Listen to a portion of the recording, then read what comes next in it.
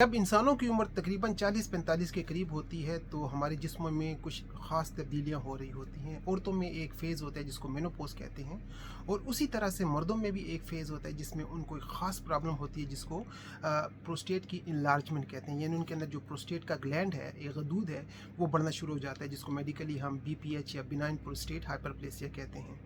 और ये ज़्यादातर मर्दों में होता है तकरीबन 45-50 की उम्र के करीब करीब, और उसकी शिद्दत में वेरिएशन हो सकती है।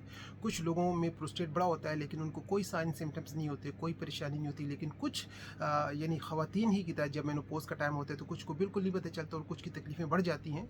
तो मर्दों में भी कुछ में ऐसे साइन सिम्टम्स आते हैं कि उनकी ज़िंदगी बहुत ज़्यादा मुतासर होती है।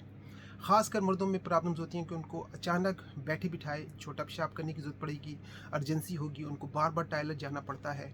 इसके अलावा पेशाब शुरू करते वक्त बाज़ औक़ात बहुत ज़्यादा ज़ोर लगाना पड़ता है, स्ट्रेनिंग करनी पड़ती है, और इवन पेशाब पास करने के बाद भी उनको लगता है कि उनके जो कतरे हैं वो बह रहे हैं।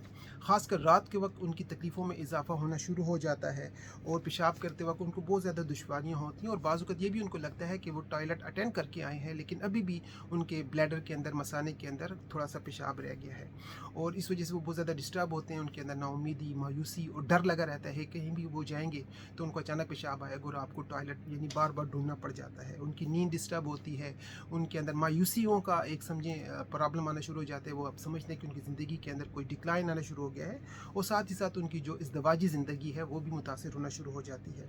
और ये ज़्यादातर मिड एज में होता है, 40-45-50 की उम्र में होता है। वो लोग जिनको शुगर की बीमारी है, वो लोग जो मोटापे का शिकार हैं, या अगर आप बहुत ज़्यादा बैठे रहते हैं, लेज़ी लाइफ़स्टाइल गुजारते हैं, वो लोग जो बहुत ज़्यादा शराब पीते हैं या चाय का इस्तेमाल करते हैं, उनके अंदर भी ये चीज़ होती है। और ख़ासकर अगर आपके अंदर हार्मोनल चेंजेस आ रही हैं या आपकी फैमिली में इस तरह की प्रॉब्लम है, तो आपके अंदर इस तरह की बीमारी के होने का ख़तरा बढ़ना शुरू हो जाता है। तो पहली बात तो ये कि जब भी आपको इस तरह के इनिशियल सिम्टम्स आएँ तो अपने डॉक्टर से चेक कराएँ, और ऑन टाइम अगर आप ट्रीटमेंट कराएंगे तो मज़ीद कॉम्प्लिकेशन से अपने आप को बचा सकते हैं। क्योंकि अगर आप इसको नहीं करते तो आगे चलकर ये आपके पेशाब की नाली का इन्फेक्शन, स्टोन की फॉर्मेशन और आपके मसाने को नुकसान पहुंचा सकते हैं, और कभी कभी तो इवन आपको सर्जरीज करानी पड़ती हैं। तो बहुत सारी ऐसी मेडिसिन है जो डॉक्टर्स आपको प्रिस्क्राइब करते हैं, लेकिन नेचुरल तरीके से भी आप 100 एक हर्बल सप्लीमेंट इसका इस्तेमाल कर सकते हैं। इसके अलावा आपको अपनी खुराक में जो पम्पकिन सीड्स होते हैं, कद्दू के बीच, वो इस्तेमाल करें, टमाटरों का ज़्यादा इस्तेमाल करें। इसके अलावा जिंक के सप्लीमेंट्स आपको इस्तेमाल करने चाहिए। तो बहुत सारी मेडिसिन जो आपकी हेल्प कर सकती हैं। अगर आपको हमसे होलिस्टिकली कोई हेल्प चाहिए तो आप मुझसे कंसल्टेशन लेकर भी अपनी दवाई मंगवा सकते हैं।